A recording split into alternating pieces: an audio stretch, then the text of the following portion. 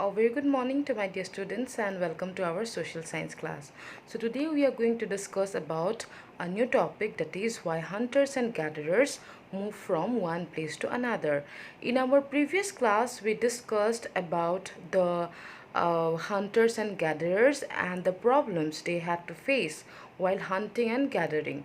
So today we are going to study about why hunters and gatherers move from one place to another.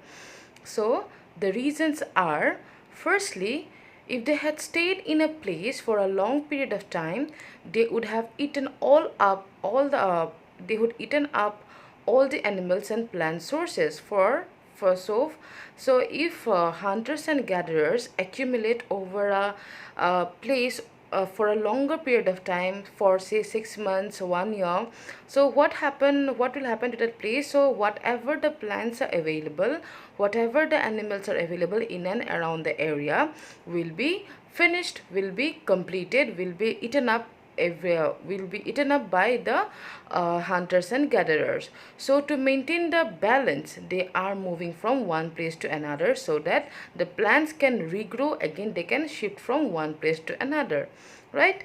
And secondly, animals move from place to place. That is why those who hunted them had to follow their movements. Now, animals, bigger animals move for their prey.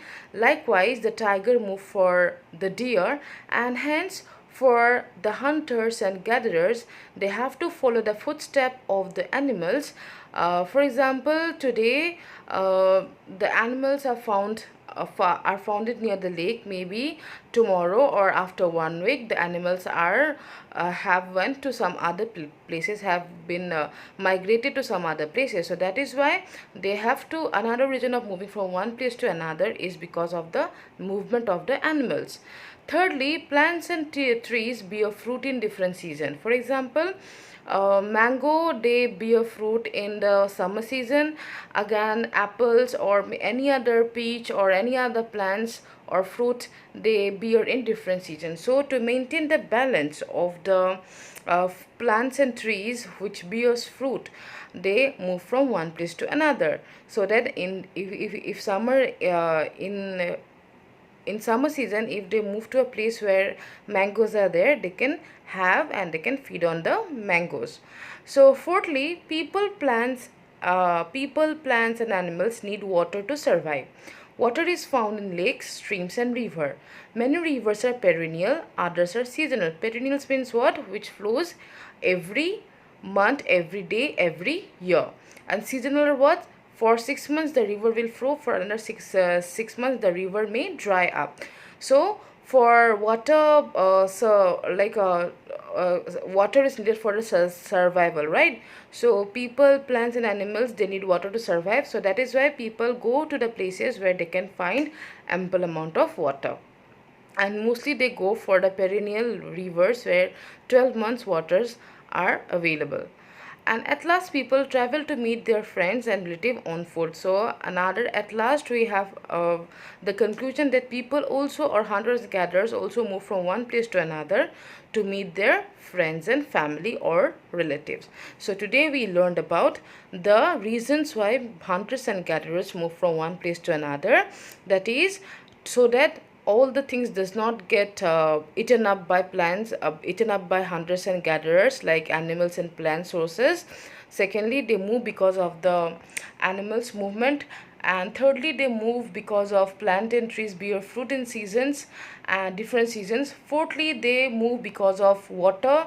Where water is available, they will try to build their homes there. And at last, they go to one place to another to meet their family and relatives. So next topic we have, how do we know about these people? So what are the evidences? So there were archaeologists who found various evidences about the tools which were used by the early people. So people made and used tools of stones, wood and bone. Stone tools have survived the best because wood will not survive for much longer period, but the stone tools have survived. So that is how it became archaeological evidences for the archaeologists, and from there they can find out that what type of tools are being used with the help of stones, wood and bone. So stone tools were used to cut meat and bone, scrap bark, like the bark of a tree, and hides means the animal skin, chop fruits and roots. So these were the various uses of stone tools, like to cut meat, bone, scrap bark, hides, and chop fruits and roots. And thirdly, they may have attached to handles of bones or wood to make spears, arrow, or hunting. For hunting, you can see, right, there are some of the tools which are used for, I have given in the picture. There are tools which are used for collecting edible roots. They are used for digging, right? And in the right side, stitching objects made out of animal skin. So this is how the tools are being used at that time with the help of wood, stone, and bones. And we can find out the making of these tools and bones with the help of archaeological evidences. And mostly stone tools are remained and survived the best because it has got longevity, right?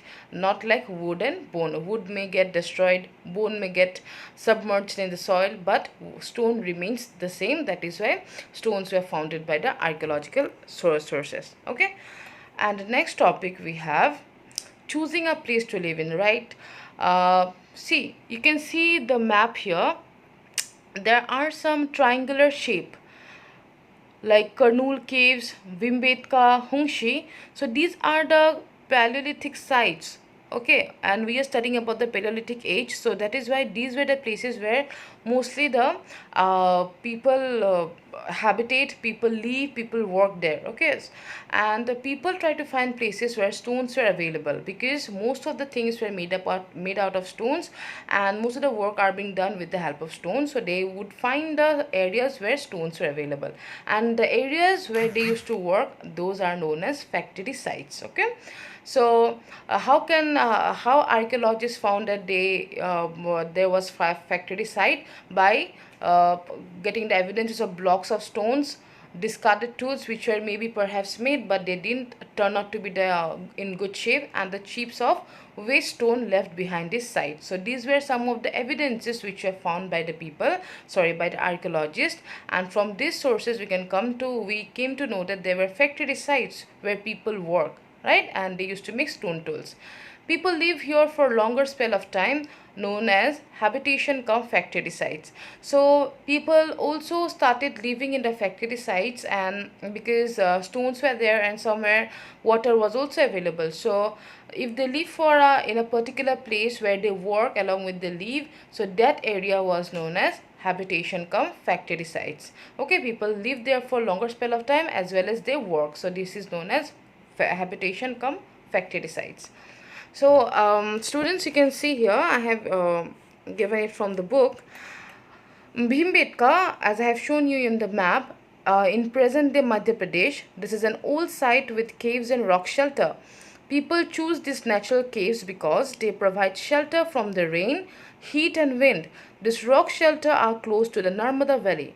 Now you can see in this picture, this is the example of Bhimbetka, where people used to live and they used to work. This is known as factory cum habitation cum factory site, where people used to work along with they used to live here. And this was chosen by the people because they provided them shelter, they protected them from rain, water, heat, etc. Right? So these are the rock paintings, and what they tell us: a painting from a rock shelter describe the painting. Many of the caves in which these early people lived have paintings on the walls. Somewhere something like these paintings are available on the walls, and these were being bought or collected by the archaeologist, and we are studying about it. So some of the best examples are from the Madhya Pradesh and southern Uttar Pradesh. These paintings show wild animals drawn with great accuracy and skill. So you can see it in this picture. It's also available in book, for where you can see the pictures. Picture is there. You can see how the rock painting is done to show that how hunters and gatherers used to hunt animals, wild animals. Okay, and students, for today we will end up the content. And if you have any doubt regarding any topic, please free to ask me. And if you have any doubt regarding any topic, you can just call me and you can message me. Okay, so for today, thank you, have a nice day, and God bless you.